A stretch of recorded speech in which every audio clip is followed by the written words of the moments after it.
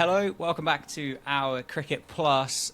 Lucy Rees is back again. She did such a good job at the end of the World Test Championship. Decided to bring her back. So, Lucy, thanks for joining me again. We've got the first Ashes test to talk about this time instead, though. No worries at all. Yeah, something I'm really excited to be part of and get going with the Ashes first preview. Yeah, It's it kind of feels like it's been almost forgotten about with everything else going on at the moment, but it's finally here. What with the IPL finishing almost yesterday and the World Test Championship finishing yesterday as well, it does feel like we haven't quite had the hype of it yet. But it's building, and we've got it. It starts tomorrow, and the first test is at Edgbaston. I don't know. Did you see Edgbaston change their Twitter account to Fortress Edgbaston brackets apart from 2019? Did you see that? I did. I noticed it earlier in the week. It did make me laugh. It's a big fan of that. So back in 2019, the Fortress was it was humbled slightly, wasn't it? I think would be fair to say. Steve Smith scored 100. Then Rory Burns, of all people, and quite strangely looking back through this scorecard, scored 100 as well. And then Steve Smith scored another 100. And then England did in England and got bowled out for less than 150, and we lost by 250 runs. But that's what happened 4 years ago. Was there anything like looking back on that? Do you remember it as a test match or not? There's a few things for me that kind of stand out, but I want to see if you kind of have any thoughts on it. I remember obviously when Smith scored 100 and then Rory Burns' reply, and I thought, right, this could go any way. We're on by it. And then obviously we just fell apart in the second innings. But yeah, I was so hooked up in 2019 in my club cricket. I didn't actually watch much of the Ashes as I wanted to. And then looking back, it's such a big series.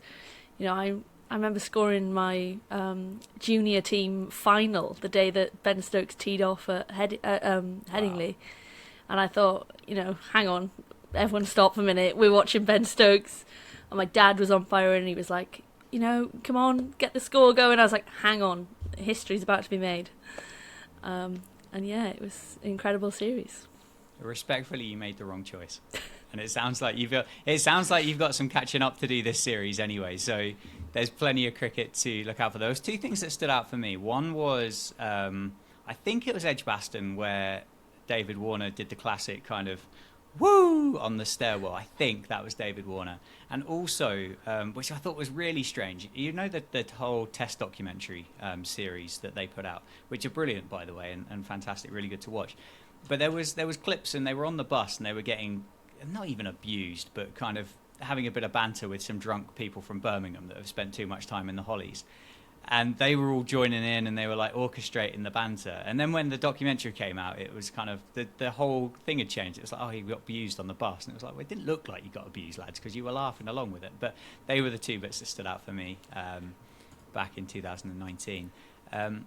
First thing to say is we are recording this on Tuesday, the 13th of June. So it's a little bit in advance, and although England are really keen to get their test squad out about a week in advance of when the test match starts, but they haven't quite kind of fitted it into our schedule, which is really unfortunate. But we're going to start with the Aussies. We're going to pick an 11. I'm going to let you lead on this, Lucy. You are chief selector for the Australian cricket team for the first test at Edgbaston. Where are you going? My openers, I'd go Warner and Khawaja. I think they're World Test champions. My team more or less stays the same. Brilliant win over India earlier in the week. So yeah, nothing wrong there. Well, a lot wrong, but nothing wrong there. Not yet anyway. So Labuschagne at 3, Smith at 4, Head at 5 in the middle. Yeah, no changes. Cameron Green at 6. Yeah. Carey at 7. Yeah. And then I don't even know what happens after that. Cummins, Stark, yeah. Lyon, and Scotty Boland. So you're sticking with Boland. You're not bringing Hazlewood back. I am. I don't know. I think it was the third day when I went. He was fielding right by me, and I thought, Scotty Boland's there. He's staying. I think That's the only question mark for me, I think, when you look through the squads, because I don't think there's really any kind of serious conversation about Mitch Marsh or Todd Murphy or Renshaw or Marcus Harris. But Boland and Hazlewood, like Scott Boland's turned into an absolute kind of cult hero, hasn't he? After the MCG and the Build the Man, the statue, and all of these other kind of things that went with it that kind of tore our hearts out of our chest back in the winter. But Hazlewood is absolute dynamite. Like, he might not be fully fit because he missed that World Test Championship through injury. But there must be... Well, was there any thought from you there to, like, bring Hazlewood back in? Or are you just, like, 100% invested on Boland and Boland's the guy for you? Boland's the guy for me. Like, he was even going into the Test Championship. I saw, Hazlewood's injury or out of the Test because it's injury. And I thought, yeah, this team's won it. I think if they even took him out, I think there would be some questions. I think, he deserves to be there. He was, he played a winning part. So I think if they took him out, he'd maybe kick up a fuss, and even like the fans or even somewhere higher up would be a bit, why have we taken him out? He hasn't done anything wrong. Yeah, no, I think that's a very valid point. As I say, I think he's got a bit of a cult kind of following. But so yeah, we've dropped the lad that's got 222 Test wickets at an average of 26. So there's the first hot take of the series. England, on the other hand, I mean, that could be a slightly more interesting topic of conversation. I guess the batters pretty much pick themselves 1 through 7.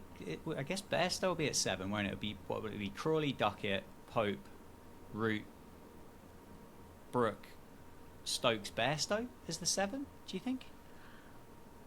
I left Brooke out. I'm sorry, what? I don't know. He averaged 80 last year, right? I know. I was proper thinking about this. I've got Crawley, Duckett, Pope. Then I've put Root. Then I've got Bairstow. Then I've got Stokes, Folkes, Moeen. Oh, you've got Folkes. I don't even think Folkes is in the squad, Lucy. Oh, sorry. Have I got Folkes? Sorry. Why have I put Folkes in? I should have put Brooke in. I wanted Folkes in from the start, to be fair. So yeah, okay. Well, change my total squad now. As much as everybody might want Folkes in the squad, he's not there. Right. Okay. Let me go again. Right. Okay. I've put Brooke in.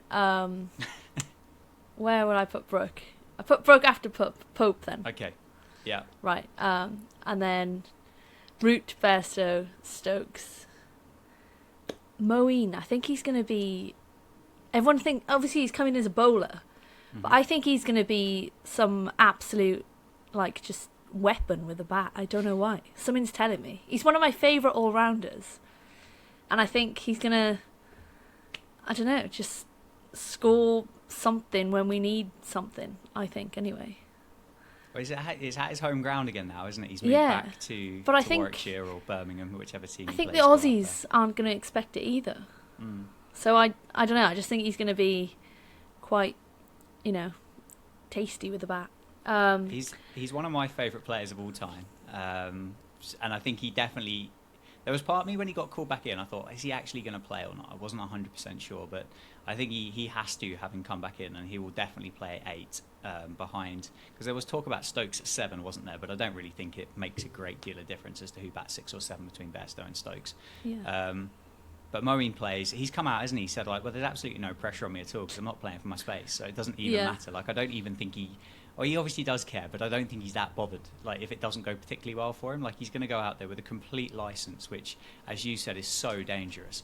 For some guy with his talent and his ability to play and bat the way that he does, have no pressure, is, for me anyway, I'd be slightly terrifying. But we need to pick some seamers to go with it. Obviously, we got a couple of guys that are fairly good. They've got a good record in Anderson and Broad. Robinson's done really well. Do we play Anderson and Broad together in the first test? Because I guess there probably isn't a great guarantee that they're going to play every test match together, at least anyway. There will have to probably be a little bit of rest and rotation. I mean, like Anderson's almost 41 now, which sounds ridiculous to say. Or do you rotate one of those and you play Robinson and get a bit of pace in there with Mark Wood for the first test? Where are you going with those seamers? I'd play Jimmy and Broad definitely the first test, probably the second test as well. you've got to take it one test at a time. You've got to, if you go 3-0 up, then you've won. You haven't got to worry about the last two. Jimmy can retire mid-series if he wants, But I think they're so key going into that first game.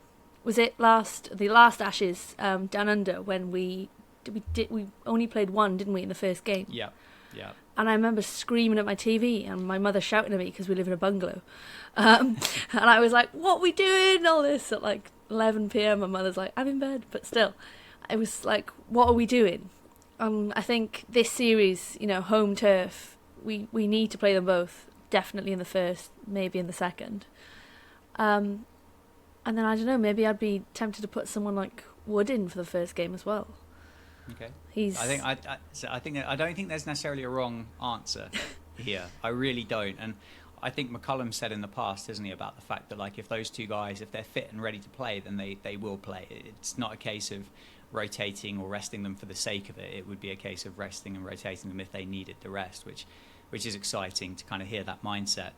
The choice between Robinson, who I think has been like the best seam bowler in the world of the last kind of 18 months, or do you go for the bit of the express pace from Mark Wood, I think is a little bit more of an interesting topic of conversation. But I mean, for me, I think I would go for Robinson over Mark Wood and just pick your best players to try and win you that first match. I know you don't get the point of difference with a quicker guy, but I think that's where I'd go. Yeah, I think I'd go Wood and then definitely rest him the second game and just keep him like in bubble wrap kind of. Yeah. And then bring him back if needed. Yeah. But I think he's so, I don't know, he can be quite like unpredictable as well. Like, he can play a game and then be injured for a couple of weeks. So I think you just play him in the first. He has that ability, but he is English and he does bowl seam up, so he's not alone in this situation, is he? Final question before we go, really quickly, Lucy, who's winning the first test? If Broad and Anderson play the first test together, England.